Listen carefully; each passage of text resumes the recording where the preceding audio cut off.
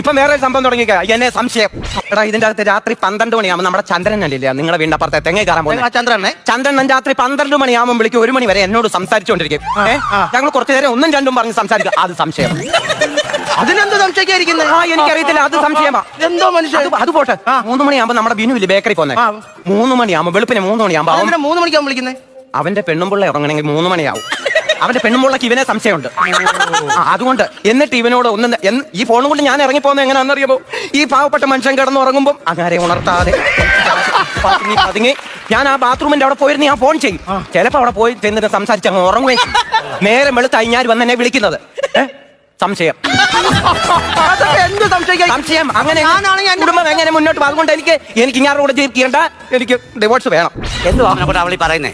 ഇവിടെ ഇരുന്നോണ്ടേ മൂട്ടുമൂലിനും വഴിയും കാണിച്ചോണ്ടിരുന്നു. പേടമാൻ വഴി തെറ്റിക്കൊണ്ടിരിക്കുക.